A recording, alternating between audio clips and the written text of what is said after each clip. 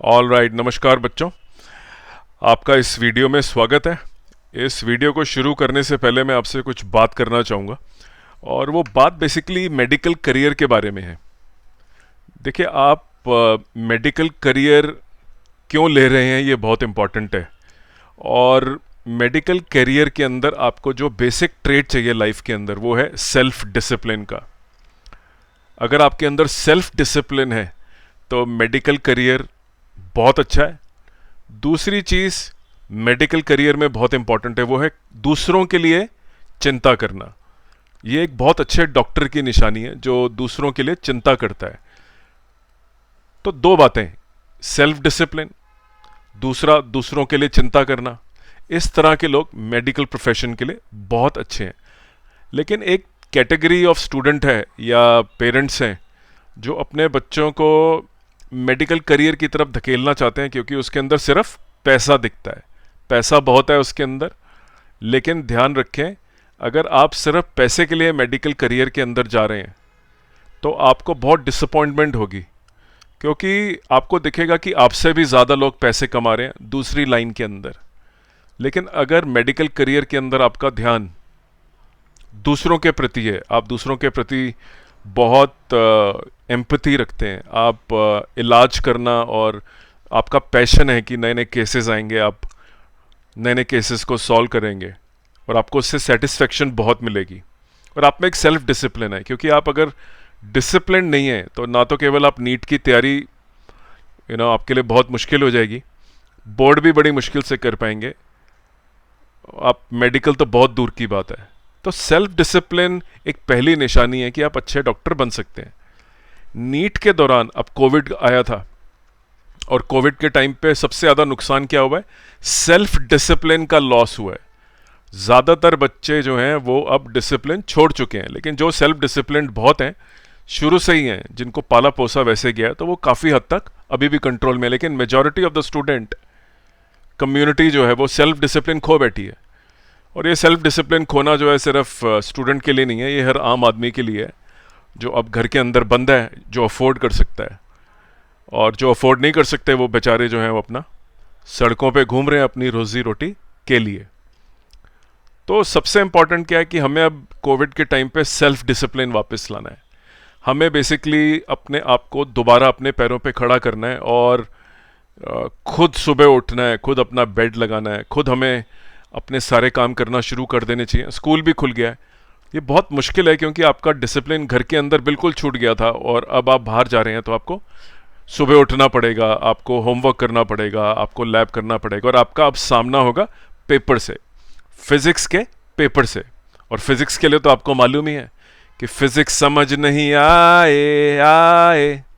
तो क्या करें कि फिजिक्स समझ में आए? सबसे पहले आप अपना सेल्फ डिसिप्लिन वापस लाइए। और सेल्फ डिसिप्लिन आएगा कैसे? क्योंकि आप एक अच्छे डॉक्टर बनना चाहते हैं। जो अच्छा डॉक्टर बनना चाहता है, जो पेशेंट के बारे में चिंता कर सकता है, उसके पास एक गोल है। अगर आपके पास गोल्स हैं तो डिसिप्लिन आना बहुत मुश्किल नहीं है। तो अपने पुराने सपने को, उसको साकार करने के लिए उसको जगाइए।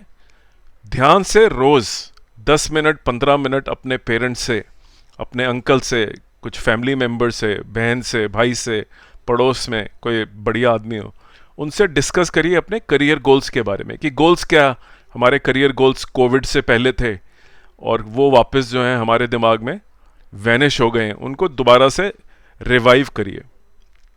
तो उम्मीद करता हूँ आपको ये टिप जो है सेल्फ डिसिप्लिन के बारे में, और डॉक्टर बनना किन के लिए बेनिफिशियल होगा और किन के लिए बेनिफिशियल नहीं होगा। पैसा डेफिनेटली आएगा, लेकिन सिर्फ पैसे के लिए डॉक्टर बन रहे हैं तो बहुत डिसअपॉइंटमेंट होने वाली है। अगर दूसरों के लिए ट्रीटमेंट करने वाले हैं, चिंता करते हैं और सेल्फ डिसिप्लिन्ड हैं, तो आप इस प्रोफेशन के अंदर सबसे खुश इंसान होंगे। तो एक बहुत अच्छा करियर आपकी वेट कर रहा है। कोविड का टाइम अब समाप्त हो रहा है, और उम्मीद करते हैं बिल्कुल ख़त्म हो जाएगा जैसे जैसे ये टाइम बढ़ेगा, और चीज़ें नॉर्मल हो जाएंगी। अपने सेल्फ डिसिप्लिन को भी नॉर्मल करिए। आज मैं आपके सामने क्या लेके आया हूँ? आज मैं आपके सामने एक टॉपिक लाया हूँ, young double slit experiment. Okay, अब देखिए, यंग डबल स्लिट एक्सपेरिमेंट एक बहुत शानदार एक्सपेरिमेंट था जिसने हमें ये बता दिया कि जो नेचर है जो लाइट की, हमें इम्प्रेशन था कि वो लाइट एक पार्टिकल है, लेकिन लाइट एक वेव निकली क्योंकि उसने ये इंटरफेरेंस का पैटर्न दिखाया। तो यंग डबल स्लिट एक्सपेरिमेंट करने से कुछ साबित भी हुआ कि लाइट इज अ वेव, क्योंकि उसने लाइट ने एक पैटर्न दिखाया जिसका नाम होता है इंटरफेरेंस पैटर्न। इंटरफेरेंस पैटर्न क्या होता है? इंटरफेरेंस पैटर्न होता है जो फ्रिंजेस बनती हैं, डार्क और लाइट की फ्रिंजेस बनती हैं। आप मेरे वीडियोस चेक करिए, यंग डबल स्लिट एक्सपेरिमेंट के बारे में बहुत सारे मैंने न्यूमेरिकल और वीडियो डाल रखे हैं। आप इसके बारे में और देखना चाहते हैं, मेरे वीडियोस को चेक करिए, प्रैक्टिकली बहुत कुछ समझाया है। आज मैं उसको एक बहुत फाइन पॉइंट आपको बताने वाला हूँ यंग डबल स्लिट एक्सपेरिमेंट के बारे में। तो यंग साहब एक साइंटिस्ट थे और उन्होंने बहुत साल पहले ये एक खोज करी थी और ये एक्सपेरिमेंट करा था। उनके टाइम पे प्रॉब्लम ये थी कि जो कोहेरेंट सोर्सेज ऑफ लाइट थे तो उनको मिले नहीं। तो यंग डबल स्लिट एक्सपेरिमेंट करने के लिए यंग साहब ने जो ट्रिक लगाई थी, वो ट्रिक ये थी कि उन्होंने एक पहले स्लिट रखी, उस स्लिट से लाइट डिफ्रैक्ट हुई, माने बेंड हो गई, और बेंडिंग के बाद आगे 2 स्लिट और रख दी, और 2 स्लिट पे फिर कोहेरेंट सोर्सेज ऑफ लाइट मिले, और वो एक स्क्रीन पे जाके उन्होंने एक इंटरफेरेंस पैटर्न बनाया। समझे? यंग डबल स्लिट के पास कोहेरेंट सोर्स नहीं था। कोहेरेंट सोर्स पैदा करने के लिए उन्होंने पहले एक छोटी स्लिट का यूज करा, फिर 2 छोटी स्लिट का यूज करा, और फिर फाइनली स्क्रीन के ऊपर यंग डबल स्लिट एक्सपेरिमेंट का पैटर्न नजर आया जिसमें फ्रिंजेस नजर आई। अब हम बात करते हैं कि जैसे जैसे साइंस ने तरक्की करी या प्रोग्रेस करी तो क्या हुआ। आने वाले वक्त में यह हुआ कि कोहेरेंट सोर्स ऑफ लाइट हमें मिल गया, और वो कोहेरेंट सोर्स ऑफ लाइट अगर आप अपनी किताबों में देखेंगे तो कोहेरेंट सोर्स ऑफ लाइट क्या था? वो बेसिकली लेजर थी। लेजर एक बहुत ही महानतम आविष्कारों में से है ह्यूमन हिस्ट्री के अंदर, जहां पे आपने लेजर को एक कोहेरेंट सोर्स बना दिया। Laser is a coherent source. अब कोहेरेंट सोर्स का क्या मतलब होता है? कोहेरेंट सोर्स का मतलब ये होता है कि उसके अंदर जो फोटॉन्स होते हैं उनकी आपस में कोऑपरेशन रहती है। क्या रहती है? कोऑपरेशन। ये कोऑपरेशन बड़ी मैजिकल चीज है। अगर आप टीचर के साथ कोऑपरेट करेंगे और टीचर स्टूडेंट के साथ कोऑपरेट करेगा तो क्या होगा? मैजिक होगा और बहुत अच्छे नंबर आने की उम्मीद है। उसी तरह से अगर फोटॉन्स अगर किसी कोहेरेंट सोर्स जैसे कि लेजर उसमें कोऑपरेट करें, आपस में फोटॉन्स आपस में कोऑपरेट करें तो क्या होगा? मैजिक हो जाएगा, माने उनमें फेज डिफरेंस नहीं रहेगा। फेज डिफरेंस ना होने की वजह से आपको इंटरफेरेंस का पैटर्न नजर आएगा, क्योंकि इंटरफेरेंस होने के लिए आपका जो बेसिक अजम्पशन है कि जो लाइट सोर्स है वो कोहेरेंट है। और कोहेरेंसी का क्या मतलब है? कि जो वो लाइट सोर्स जो फोटॉन्स एमिट करता है वो सारे फेज में रहें, वो रैंडम ना हो, उनमें आपस में कोऑपरेशन नहीं होगी जैसे कि बल्ब होता है। और मैं अगर आपको बल्ब बना के दिखा दूं तो ये आपका बल्ब है, मान लीजिए, देखिए ये आपका एक बल्ब है, राइट। अब बल्ब के अंदर जो फोटॉन्स एमिट हो रहे हैं वो रैंडम है। अगर आप बल्ब को यूज करेंगे YDSC के लिए तो कोई कुछ नहीं होगा, ये याद रखिए। सामने स्क्रीन पे आपको यूनिफॉर्म लाइट नजर आएगी और कुछ भी नहीं होगा। लेकिन यहीं आप अगर एक लेजर यूज करें, देखिए लेजर के अंदर ये फोटॉन्स एमिट हो रहे हैं, राइट। एक फोटॉन निकल रहा है लाइट सोर्स से, अब मैं दूसरा उसके साथ फोटॉन बनाता हूं तो जो बिल्कुल तालमेल और कोऑपरेटिव, बिल्कुल इनमें कोई फेज डिफरेंस नहीं है। तो ये अच्छा एग्जांपल हो गया आपका लेजर का, और ये हो गया आपका लाइट बल्ब का। लाइट बल्ब जो है बेसिकली एक इनकोहेरेंट सोर्स बोला जाएगा। इनकोहेरेंट वर्ड यूज करा जाता है इसके लिए, इनकोहेरेंट। ये क्या है? कोहेरेंट सोर्स है ये, राइट, जो लेजर है, राइट। इसने अब बहुत आसान कर दिया काम, क्योंकि अब रेडिली आपको कोहेरेंट सोर्स मिल जाता है। तो यंग डबल स्लिट एक्सपेरिमेंट के अंदर आपको आगे सिंगल स्लिट लगाने की कोई ज़रूरत नहीं थी। देखिए यंग ने जो एक्सपेरिमेंट करा उसने एक सिंगल स्लिट लगाई, फिर आगे डबल स्लिट लगाई। तो यहां से जो सोर्स आया वो 2 हिस्सों में बट गया, राइट, 2 हिस्सों में बट गया। और वो एक यहाँ मीट हुआ और एक यहाँ मीट हुआ, और इन दोनों की वजह से जो आप डायग्राम देखते हैं, राइट, इस सिंगल स्लिट के ऊपर आपकी डिफ्रैक्शन हुई, मतलब बेंडिंग हुई, तो लाइट स्प्रेड हो गई, और वो लाइट स्प्रेड होके जब यहाँ तक पहुंची, वो फर्दर स्प्लिट होके दो हिस्सों में यहाँ फैल गई, स्लिट नंबर 2 और स्लिट नंबर 1 में, और यहाँ पे आपको पैटर्न नजर आया, ये स्क्रीन हो गई आपकी, राइट। ये आपकी जो स्लिट है उसकी डिफरेंस है उन दोनों के बीच में, और ये आपकी स्लिट की विड्थ हो गई। खैर ये तो आपको ऑलरेडी मालूम है कि जो यंग डबल स्लिट एक्सपेरिमेंट है वो कैसे सेटअप करा जाता है। यंग डबल स्लिट एक्सपेरिमेंट के सेटअप के बारे में ज़रूर पढ़ लें, और ये भी समझ लें कि अब जो है हमें ये सिंगल स्लिट जो यंग ने दी थी, ये वाली सिंगल स्लिट, इसकी ज़रूरत नहीं पड़ती, क्योंकि कोहेरेंट सोर्स ऑलरेडी आपके पास अवेलेबल है लेज़र की फॉर्म में। पहले अवेलेबल नहीं होता था, तो सिंगल स्लिट और डबल स्लिट दोनों लगाने पड़ते थे। अब सिर्फ एक ही सोर्स माने लेज़र यूज़ करिए और डायरेक्टली एक्सपेरिमेंट करिए। मतलब आप सीधा ये स्लिट्स आपके पास हैं, यहाँ पे आप लेज़र का सोर्स रखिए, और ये डायग्राम आप देख ही रहे हैं, ये आपकी स्क्रीन है, यहाँ से लाइट एंगल्स पे निकलती है, वो मीट करती है, और वहाँ पे पैटर्न बनता है डार्क और लाइट, जिसको आप मैक्सिमा और मिनिमा बोलते हैं। तो आपको पता होगा कि मैक्सिमा कैसे बनता है। अगर आप इस लाइट की रे 1 और रे 2 को लेते हैं, यहां से परपेंडिकुलर ड्रॉप करिए, और लाइट आप मान के चलिए ये जो छूटी है, मैं इसके बारे में डिटेल में आऊंगा, जो पाथ डिफरेंस है वो बेसिकली ये है, राइट। ये पाथ डिफरेंस है दोनों के बीच में, अगर हम इस पॉइंट पे स्टडी कर रहे हैं, तो this is the path difference, right. अगर path difference integral multiple of lambda है, तो आपका हमेशा क्या होगा, path difference, this will result in a maxima. लेकिन अगर आपका ये पाथ डिफरेंस, जो ये मैं इसको डार्क कर रहा हूं, ये पाथ डिफरेंस अगर आपका n इंटू, जिसको मल्टीपल ऑफ हाफ लैम्डा बोलते हैं, अगर पाथ डिफरेंस इतना आएगा तो क्या बनेगा आपका, मिनिमा बन जाएगा आपका बेसिकली। तो अगर पाथ डिफरेंस के हिसाब से अगर आप देखें, ये बहुत इंपॉर्टेंट है समझना कि integral multiples will decide the formation, किस तरह का मैक्सिमा, वहां पे ब्राइट लाइट होगी कि डार्क लाइट होगी, ये बहुत इस हद तक निर्भर है कि ये किस तरह का आपका पैटर्न बनेगा। ये डिसाइड होगा आपके एन कि आप क्या मल्टीपल जो है आपका लैम्डा की टर्म्स में वो क्या है। अगर आप बहुत ध्यान से देखेंगे तो आपका जो ये एन है, आप याद रखिए एक बहुत इंपॉर्टेंट पॉइंट कि ये एन बेसिकली ये ऑड नंबर है, राइट। ये बहुत इंपॉर्टेंट है समझना, दिस इज ऑड नंबर। तो जब मैं बोल रहा था कि वो हाफ लैम्डा का मल्टीपल होगा, तो एन का ध्यान रखिए वो ऑड नंबर होना उसका बहुत जरूरी है।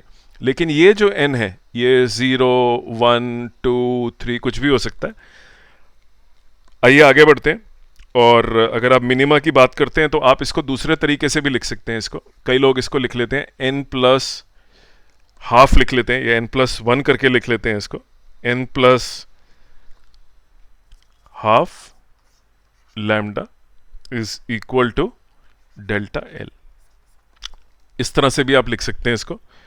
तो आपका बेसिकली अगर मैं इसको आर्टिकुलेशन करूं कि अगर आपका पाथ डिफरेंस ऑड मल्टीपल है of half lambda, odd multiple of half lambda, right. क्या बोल रहा हूं मैं इसको, odd multiple of half lambda, तो ये मिनिमा है, राइट। लेकिन आज हम कुछ और पढ़ने वाले हैं। ये तो मैं आपको बेसिक रिवीजन दे रहा था और समझा रहा था कि क्या इसके अंदर होता है, और थोड़ा सा एक तरह का रिवीजन कह लीजिए, क्योंकि देखिए हम जा रहे हैं कहाँ पे, we are going towards the path of self discipline. Covid है, पढ़ने का मन नहीं करता, और बहुत ही परेशान है, दोबारा पढ़ना पड़ रहा है, और ऑनलाइन था, थोड़ा समझना मुश्किल था, लेकिन अगर आप मेरे वीडियोस को देखेंगे तो ऑनलाइन में भी आपको क्लियरली नज़र आएगा कि मैं जो बोल रहा हूँ वो बिल्कुल एक्यूरेट बोल रहा हूँ और बिल्कुल आपके दिमाग में जाएगा। सिर्फ बातों की टर्म्स में मैं आपको बता रहा हूँ, एक नॉर्मल कॉन्वर्सेशन के ज़रिए मैं टीच करता हूँ। कोई भी उसके अंदर फॉर्मल टीचिंग नहीं होती है जिस तरह से मैं पढ़ाता हूँ। बेसिकली मैं स्टूडेंट को साथ में लेके चलता हूँ, हर स्टूडेंट को देखता रहता हूँ वो क्या कर रहा है और उसको पकड़ता हूँ वो कहाँ पे गलती कर रहा है। इससे से जब तक आपको कोई बताएगा नहीं कि कहाँ पे गलती हो रही है, आप कैसे इम्प्रूव कर पाएंगे। तो कंटिन्यूस इम्प्रूवमेंट मेरी टीचिंग मेथोडोलॉजी का एक विभिन्न हिस्सा है। मैंने मैं उसको ज़रूर रखता हूँ कि हर बच्चे की गलती पकड़ना, और ये गलती पकड़ना जो है डांटना नहीं होता है। गलती कई तरह की हो सकती है। देखिए, गलती हो सकती है कि आप खुद पढ़ के नहीं आए हैं और अब आपके पास 200 सवाल हैं, या आप सिर्फ सवाल करते हैं, आपको कॉन्सेप्ट नहीं आता, या आपको कॉन्सेप्ट आता है, आप न्यूमेरिकल प्रैक्टिस नहीं करते हैं। दैट इज़ नॉट गुड, तो इस केस के अंदर मैं आपको पकड़ूंगा, मैं आपकी छोटी छोटी गलतियां निकालूंगा और आपको धीरे धीरे अपने आप ही दिखेगा कि आपकी जो इम्प्रूवमेंट है बढ़ती ही चली जा रही है। हर चीज़ के स्टेप्स होते हैं, कुछ भी बड़ा एकदम नहीं मिलता है, हर चीज़ को स्टेप्स में अचीव करना हमारा फ़र्ज़ है। We don't want to achieve straight away हमारे 0 से 100 आ जाएंगे, 0 से 20 आएंगे, 20 से 40, 40 से 60, 60 से 80, और उसके बाद तो मुश्किल ही होता चला जाता है। तो आइए आज हम बात करते हैं एक टॉपिक के बारे में जो मैं आपको बार बार बोल रहा था, आज मैं आपको पढ़ाऊंगा। और पर्पज़ है कि सेल्फ डिसिप्लिन पे एम रखना है आपको, और अपने गोल्स के बारे में बहुत ध्यान से सोचिए। जब तक गोल नहीं होगा तब तक आप डिसिप्लिन में आ नहीं पाएंगे, क्योंकि गोल एक ऐसा गोल होना चाहिए जिसको प्यार करते हैं और आपको वाकई में पसंद है वो करना, तो उसको आप लंबे समय तक कर पाएंगे क्योंकि आप उसे पसंद करते हैं। तो डॉक्टर बनने के लिए आपका जो मेन गोल है वो सेल्फ डिसिप्लिन के बिना अचीव नहीं हो सकता। सेल्फ डिसिप्लिन एक डॉक्टर की ट्रेट है। जो डॉक्टर्स सेल्फ डिसिप्लिन जिनमें नहीं है वो कामयाब डॉक्टर्स नहीं बन सकते। जो डॉक्टर्स में भी बहुत ज़्यादा पढ़े ना हो बड़ी यूनिवर्सिटी से, लेकिन बहुत डिसिप्लिन में रहते हैं, these are the doctors who actually दूसरों के बारे में चिंता करते हैं और बहुत ही बढ़िया डॉक्टर बन जाते हैं ये, right. They become very popular, they become because they care about others, that and then obviously money तो पीछे आई गई आपके, लेकिन सिर्फ पैसे के लिए अगर आप डॉक्टर बन रहे हैं तो आप डिसिप्लिन में नहीं रह पाएंगे, बहुत मुश्किल होगा आपका। आप इधर उधर सोचते रहेंगे, कभी ये कभी वो, तो आप कभी भी अपने गोल पे फोकस्ड रह नहीं पाएंगे। अब हम बात करते हैं आज मैं क्या पढ़ाने वाला था। देखिए, आज मैं आपको एक बड़ी इंट्रिकेट बात बताने वाला हूँ। देखिए, यंग डबल स्लिट एक्सपेरिमेंट जो है बेसिकली एक्सपेरिमेंट है, लेकिन इसके पीछे कुछ शर्तें हैं। कोहेरेंट सोर्स की शर्त आपको पहले ही मालूम होगी कि ये इंपॉर्टेंट है कि कोहेरेंट सोर्स होना ज़रूरी है। दूसरा, आपको मालूम होगा कि मोनोक्रोमैटिक सोर्स ऑफ लाइट से पैटर्न बहुत अच्छा नज़र आता है। अगर आप वाइट लाइट यूज़ करेंगे तो भी पैटर्न नज़र आएगा, लेकिन हो सकता है वो पैटर्न जो है वो एक कलर का ना हो, मल्टी कलर पैटर्न हो, तो आपको फिर मज़ा नहीं आएगा यंग डबल स्लिट एक्सपेरिमेंट देखने में। मोनोक्रोमैटिक लाइट, अगर आपने येलो लाइट यूज़ करी तो आपको मज़ा आएगा कि एक लाइट नज़र आ रही है और फर्स्ट क्लास जो है लाइट वो येलो रंग के आपको फ्रिंजेस नज़र आ रहे हैं, जहाँ डार्क है वहाँ डार्क नज़र आ रहा है। लेकिन अगर आप पॉलीक्रोमैटिक लाइट यूज़ करेंगे तो वो मज़ेदार आपको नहीं लगेगा। तो मैं आपको वापस ले जाता हूँ टॉपिक के ऊपर जो ये डायग्राम से रिलेटेड है। देखिए, ये डायग्राम में एक ट्रिक है और उसी ट्रिक को मैं आपको समझाने वाला हूँ। देखिए, होता क्या है कि जो आपका ये जो स्लिट्स बन रखी हैं आपकी यहाँ पे, देखिए ये एक स्लिट यहाँ पे और एक स्लिट यहाँ पे है, राइट। और लाइट जो है यहाँ पे मिली, और हमें मालूम है कि मैक्सिमा और मिनिमा की कंडीशंस क्या हैं। Odd multiple of half lambda, माने λ/2, जो मैं यहाँ लिख रहा हूँ या मैं यहाँ लिख रहा हूँ। और दूसरा इंटीग्रल मल्टीपल, ये n is equal to 0 represents the central fringe, जो लगभग बिल्कुल सेंटर में बनती है, जहाँ पाथ डिफरेंस 0 होता है दोनों रेस के बीच में। देखिए, अब मैं आपको समझाता हूँ आज क्या पढ़ने वाले हैं, जो बहुत ज़रूरी टॉपिक है। ये आपकी जो स्लिट है, राइट, ये आपकी स्क्रीन है। तो apart from coherence and monochromatic, young double slit experiment की जो मैथ्स है, और एक्चुअली प्रैक्टिकली भी young double slit experiment successfully करने का तरीका है, उसके अंदर एक प्री कंडीशन है। प्री कंडीशन क्या है वो बहुत ध्यान से सुनिए। देखिए, the pre condition is that the slit width right, this slit width जिसको आप बोल रहे हैं, जो the distance between the slits and the slit width, right, all these are very small as compared to the distance from the screen.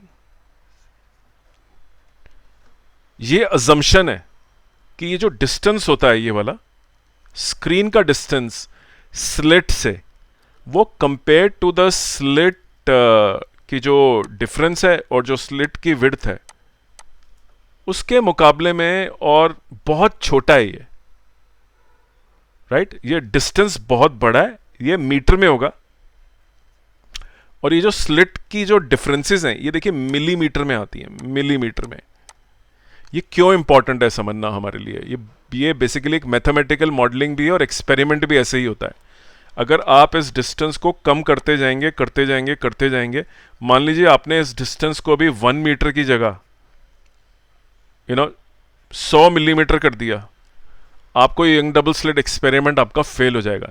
ये बहुत ज़रूरी है कि ये जो डिस्टेंस है, ये इसका जो ऑर्डर ऑफ मैग्नीट्यूड है वो इस कंपेयर टू स्लिट विड्थ, वो बहुत अच्छा ऑर्डर ऑफ मैग्नीट्यूड रखा जाए, नहीं तो ये एक्सपेरिमेंट आप कर नहीं पाएंगे। और इसके अंदर मैं आपको समझा देता हूं कि इसके अंदर ट्रिक क्या है। बेसिकली देखिए ये ट्रिक क्या है कि आप जो रेज हैं, अगर आप ये ध्यान से देखेंगे, जो रेज मैंने बनाई हैं, these two rays are not parallel, right. ये दोनों रेज नॉन पैरेलल हैं, नॉन पैरेलल। अब प्रॉब्लम क्या है, आपका मेन गोल क्या रहता है कि जो पाथ डिफरेंस है और ये जो एंगल है, राइट, ये जो एंगल है जिस पे ये रेज निकली हैं, ये बहुत कॉम्प्लिकेटेड मामला है कि हमारा एम क्या है कि हम जो डेल्टा एल है, जो पाथ डिफरेंस है, और जो एंगल जिस पे रे छूटी है, इन दोनों के बीच में कुछ रिलेशनशिप निकालना चाहते हैं। और डेल्टा एल जब मैं बोल रहा हूं तो डेल्टा एल यही वाला है, राइट। जिस एंगल पे रे ने स्लिट को छोड़ा और पाथ डिफरेंस, देखिए इन दोनों के बीच में हमें एक रिलेशनशिप एस्टेब्लिश करना है। ये बहुत कॉम्प्लिकेटेड हो जाएगा अगर हम इस डायग्राम को लेके चलें जो आपके सामने है। ये मैंने लाइन ड्रॉ करी है, परपेंडिकुलर लाइन है, राइट। और हम यहाँ पे ये स्लिट की विड्थ को जानते हैं, ये एंगल भी हमें पता होता है, तो आपको मालूम है हम लिख लेते हैं D sine theta, right, D sine theta. ये वाला जो पार्ट है ये पाथ डिफरेंस होता है, राइट। लेकिन एक बात का ख्याल रखिए, इस इक्वेशन में कि d sine theta is equal to path difference में अजम्पशन क्या है? अजम्पशन ये है कि ये दोनों लाइन जो हैं, रे नंबर 1 ये वाली और रे नंबर 2 ये वाली, these are almost parallel to each other.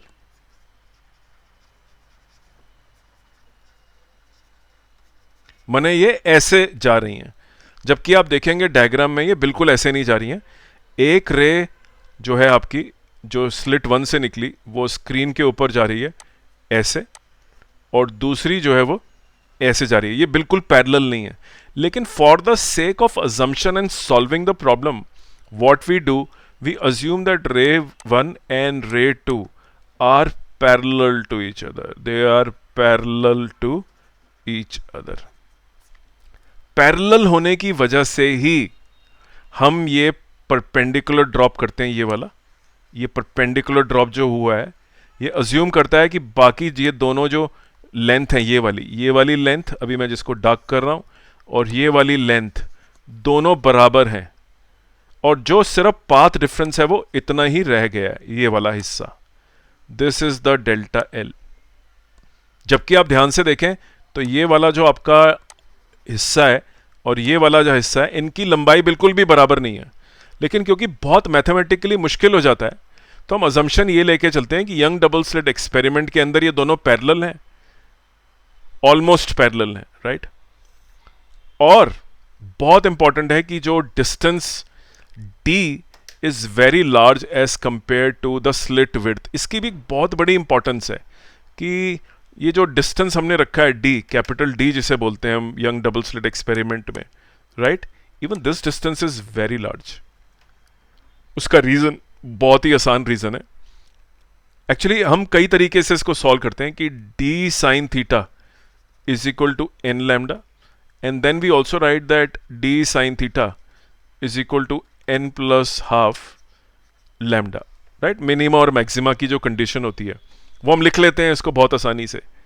लेकिन आप अगर ध्यान से देखेंगे, कई किताबों के अंदर इस साइन थीटा को सिर्फ sine theta is equal to theta लिख दिया जाता है, right. Sine theta is equal to theta, इसको हम बोलते हैं small angle assumption, right. Small angle assumption बहुत इंपॉर्टेंट है कि जो एंगल जिस पे रे हमारे स्लिट को छोड़ के गई थी, जो ये जो रेज हैं ये सेंट्रल एक्सिस से, जो बिल्कुल बीच का पॉइंट होता है जहां पे मैक्सिमा बनता है, डार्क बनता है, वहां से अगर आप देखेंगे तो आप अगर ये बहुत छोटा एंगल कर लेंगे, मान लीजिए मैंने आपको बोला है कि D is very large as compare to the difference between the slit, right. ये आपको याद होना चाहिए कि ये बहुत बहुत इंपॉर्टेंट है कि D is very very large as compare to D। एक जो आपने ये अजम्पशन ले रखी है, ये बहुत इंपॉर्टेंट अजम्पशन है और इसके बिना आप इसको सॉल्व नहीं कर पाएंगे। तो it is very important. Further derivation अगर आप देखेंगे कि स्मॉल एंगल अजम्पशन से आप थीटा को, साइन थीटा को आप थीटा लिख दीजिए, राइट। ये भी अलाउड होता है, लेकिन ये थीटा आपका रेडियंस में रहेगा, राइट। और आप साइन थीटा अगर बात करेंगे तो ऑब्वियसली आपका जो अगर आपने अपना यंग डबल स्लिट एक्सपेरिमेंट करा है और आपकी रेज यहाँ बन रही है और ये थीटा एंगल है और ये आपका एक कैपिटल डी है, राइट। और ये आपका ये लोकेशन है जहाँ पे ये फ्रिंज आपकी बन रही है, इधर आपकी फ्रिंज बनी है, इस पॉइंट पे आपकी फ्रिंज बनी है। ये एक जो आपका हॉरिजॉन्टल डिस्टेंस है, दिस इज कैपिटल डी, और ये आपका रे की लेंथ है बेसिकली। तो आप साइन थीटा की अगर वैल्यू निकालते हैं इसकी भी मदद से, तो आप देखेंगे कि it is given by d the perpendicular, this is the perpendicular upon hypotenuse is equal to sine theta. और परपेंडिकुलर तो फ्रिंज की लोकेशन है, देखिए ये perpendicular is the fringe location, and hypotenuse आपको मालूम ही है कि it is given by d square plus the base square, ये जो आपका डी स्क्वायर है। तो ये जो आपका हाइपोटेन्यूज है that is d square plus डब्ल्यू स्क्वायर, और ऊपर आपका क्या जा रहा है बेसिकली परपेंडिकुलर, सिर्फ डब्ल्यू is equal to sine theta, because theta is very very small, right. Theta is very very small, तो ये आप इसको इग्नोर कर दीजिए इस पार्ट को, right. D is very large as compare to डब्ल्यू, तो ऑटोमेटिकली आपका जो है ये इग्नोर हो जाता है और आपका थीटा जो है that comes out to be same as कि आपका जहाँ पे पॉइंट डब्ल्यू, ये आपकी डब्ल्यू है डिवाइडेड बाय कैपिटल डी। और देखिए यहाँ पे भी आपने थीटा लिखा है और यहाँ पे भी आपने स्मॉल एंगल अजम्पशन लगाई है और डी साइन थीटा की जगह आपने थीटा लिख दिया है। तो ये डी साइन थीटा को आप लिख सकते हैं डी थीटा, और यहाँ पे भी आपने अभी जो है कैपिटल डी की मदद से एक थीटा निकाल लिया है। तो ये बेसिकली मैथमेटिकल मॉडलिंग है कि d is kept very large as compare to d, the small d। और उसी तरह से जब पाथ डिफरेंस और ऑड मल्टीपल की बात करते हैं तो वहां पे भी आप क्या करते हैं, वहां पे भी आपने जो है थीटा को डेल्टा एल से लिंक करा, लेकिन theta is very very small. तो capital D is very large as compare to D is a very important assumption. इसी अजम्पशन से लिंक्ड है स्मॉल एंगल का concept Young double slit experiment के अंदर। तो अगर आपको ये कॉन्सेप्ट्स क्लियर है कि हमें ये ट्रायंगल की मदद से बहुत कुछ करना होता है, ये जो ट्रायंगल हमने बना रखा है ये वाला, राइट। ये ट्रायंगल बहुत ही इंपॉर्टेंट ट्रायंगल है क्योंकि इसके अंदर small angle assumption and capital D is very small, is very large as compare to capital small d। ये वाली अजम्पशन भी इसके अंदर इनबिल्ट ही है, राइट। अगर आप इन दोनों को कंबाइन करेंगे तो आपकी पूरी derivation young double slit experiment की जो एक्सपेरिमेंट के पैरामीटर्स हैं, डिस्टेंस, स्लिट विड्थ, कहाँ पे फ्रिंज बनी, उनको उस चीज से लिंक करती है। किससे? वेव के कैरेक्टरिस्टिक से। वेव माने लैम्डा, वो वेव का है। स्लिट का डिस्टेंस आपका है, बड़ा डिस्टेंस स्क्रीन तक आपका है। आप क्या कंट्रोल कर रहे हैं? वेव को कंट्रोल कर रहे हैं। तो वेव के वेवलेंथ को आपने लिंक कर लिया फिजिकल वर्ल्ड से। माने वेव तो आई है जैसी आई है, लेकिन फिजिकल वर्ल्ड के अंदर एक स्लिट है, एक स्क्रीन है, एंगल्स हैं, आप वो सब खुद कंट्रोल कर रहे हैं इस एक्सपेरिमेंट को सक्सेसफुल बनाने के लिए। तो जब भी आपको कोई न्यूमेरिकल नजर आए जहां पे आपको ये साफ साफ नजर आता है कि कैपिटल डी माने द स्क्रीन का डिस्टेंस जो स्लिट से है वो काफी बड़ा है when compared to the distance between the slit, immediately आप स्मॉल एंगल अजम्पशन का यूज कर सकते हैं। माने डी साइन थीटा की जगह डी थीटा लगा दीजिए, लेकिन थीटा को रेडियंस में लिखिए। नहीं तो होता प्रॉब्लम ये होती है इसके अंदर, अगर वो सच नहीं है तो आप d sine theta is equal to n lambda लिखेंगे और sine theta is equal to n lambda by d लिखेंगे और theta is equal to sine inverse n lambda by d लिखेंगे। देखिए ये आपके लिए बहुत सरदर्द हो जाएगा, साइन इनवर्स। इसलिए स्मॉल एंगल अजम्पशन मैथमेटिकली भी बहुत हेल्प करती है जब आप डी थीटा लेते हैं। तो उम्मीद करता हूं आपको आज एक ब्रॉड पिक्चर मिली होगी इस ट्रायंगल के बारे में। जो ये ट्रायंगल जो है, ये ट्रायंगल समझना बहुत जरूरी है आपके लिए। It is very important to understand this triangle कि इसमें हो क्या रहा है। इसमें रेस पैरेलल नहीं होती हैं, लेकिन पैरेलल बना दी जाती हैं। पैरेलल बना देने से परपेंडिकुलर डिस्टेंस जो है वो बन जाता है, वो ये पाथ डिफरेंस आ जाता है डी साइन थीटा।